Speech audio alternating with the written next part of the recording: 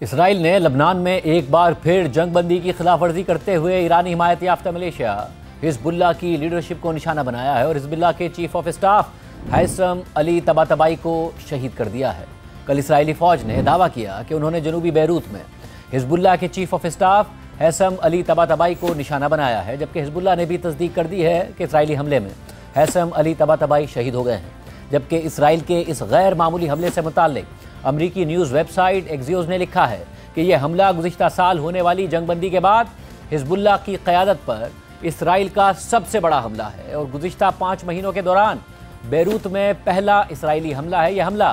ऐसे वक्त में हुआ जब हालिया हफ्तों में हिजबुल्लाह के खिलाफ लबनान भर में इसराइली हमलों में इजाफा देखा जा रहा है। इसराइल का दावा है कि इन हमलों की वजह से हिजबुल्लाह की जानिब से लबनान में दोबारा असलाह जमा करने और अपनी फौजी सलाहियत बहाल करने की कोशिशें हैं। इसराइली इंटेलिजेंस हुक्काम का कहना है कि अली तबातबाई हिजबुल्लाह को गैर मुसल्लह करने के फैसले के खिलाफ मरकजी किरदार थे। इसराइली हुक्काम का यह दावा भी है कि अली तबातबाई ने जंगबंदी ख़त्म करने और इसराइल के साथ लड़ाई दोबारा शुरू करने की कोशिश की थी।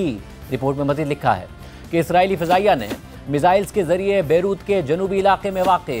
एक 10 मंजिला इमारत की चौथी और 5वीं मंजिल को निशाना बनाया। ये इलाका हिजबुल्लाह का मजबूत गढ़ समझा जाता है। लबनान की वजारत सेहत के मुताबिक हमले में 5 अफराद शहीद हो गए और 20 से ज़्यादा जख्मी हुए। एक्सियोस के मुताबिक हमले के चंद घंटे बाद इसराइली फ़ौज ने एक बयान जारी किया जिसमें ऐलान किया गया कि उसने अली तबातबाई को मार दिया है। इसराइली बयान के मुताबिक अली तबातबाई ने हिजबुल्लाह के ज़्यादातर यूनिट्स की कमान की और उन्होंने इसराइल के साथ जंग के लिए हिजबुल्लाह को तैयार करने में भरपूर किरदार अदा किया और इसराइली फ़ौज हिजबुल्लाह को दोबारा तैयार करने और असलाह जमा करने की कोशिशों के खिलाफ कार्रवाई करेगी और इसराइल के खिलाफ किसी भी खतरे को ख़त्म करने के लिए ताकत से काम लेगी। इसराइली फ़ौज ने मज़ीद कहा कि वो इसराइल और लबनान के दरमियान तय होने वाली मुफाहमत पर कायम रहेगी। जबकि रिपोर्ट में मज़ीद लिखा है कि एक सीनियर अमरीकी अहदेदार के मुताबिक इसराइल ने बैरूत में होने वाले इस हमले के बारे में अमरीका को पहले से इतला नहीं दी थी और अमरीका को हमले के फ़ौरन बाद आगाह कर दिया गया था। एक दूसरे सीनियर अमरीकी अहदेदार ने कहा कि अमरीका को कई दिनों से पता था कि इसराइल लबनान में अपने हमलों में इजाफा करने का इरादा रखता है, लेकिन उन्हें हमले के वक्त जगह या हदफ के बारे में कोई इल्म नहीं था। एक इसराइली अहदेदार ने भी तस्दीक की कि अमरीका को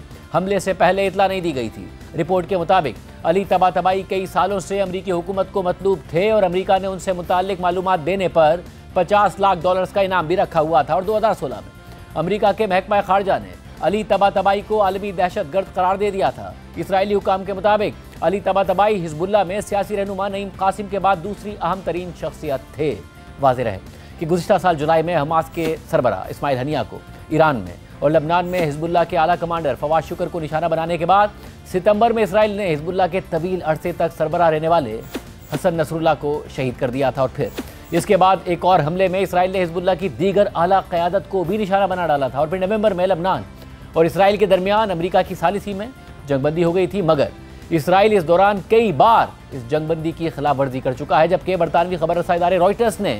हिजबुल्लाह के chief of staff Ali Tabatabai पर हमले से मुताल्लिक लिखा है कि इसराइल ने पहले ही ईरानी हिमायत याफ्ता हिजबुल्लाह की ज़्यादातर लीडरशिप को अक्टूबर 2023 से नवंबर 2024 तक जारी रहने वाली जंग के दौरान ख़त्म कर दिया था। लेकिन